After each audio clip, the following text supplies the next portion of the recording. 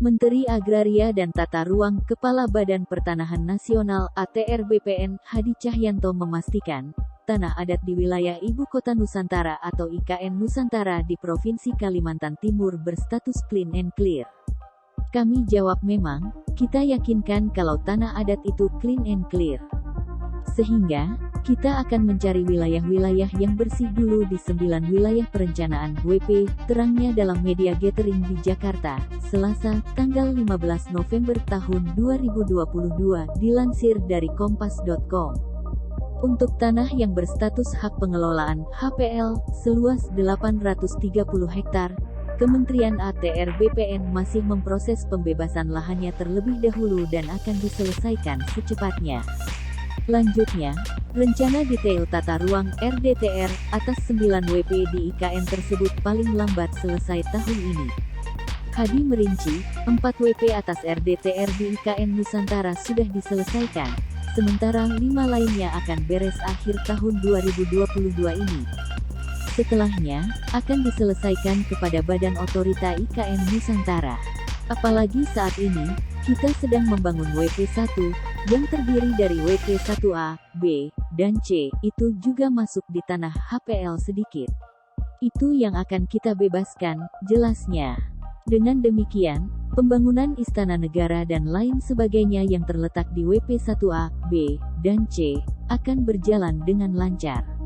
Sejauh ini, dari pembebasan lahan HPL hingga pelepasan kawasan hutan juga terus dilaksanakan dengan tidak menyentuh kepentingan tanah adat. Karena hutan, itu tidak mungkin tidak ada penghuninya. Karena, ada satu kelompok penghuni di sana yang harus kita apakan?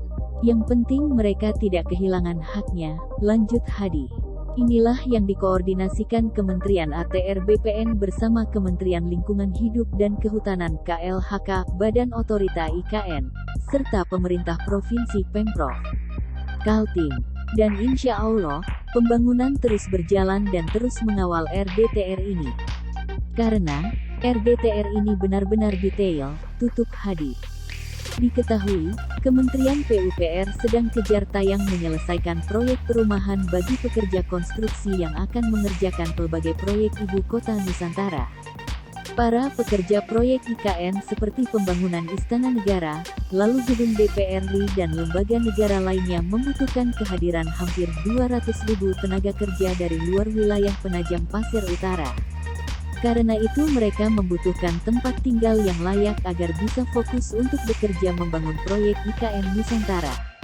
Pembangunan rumah susun rusun pekerja dikerjakan oleh Kementerian PUPR menggunakan teknologi modular mempercepat pembangunan dengan bahan ringan sandwich panel. Selain tempat tinggal akan ada klinik dan toko untuk mencukupi kebutuhan para pekerja. Ari Setiarso Kepala Urusan Teknis Rumah Susun dan Rumah Khusus 2 Balai Pelaksana Penyediaan Perumahan Kalimantan II, saat menerima kunjungan jurnalis Sabtu, 5/10.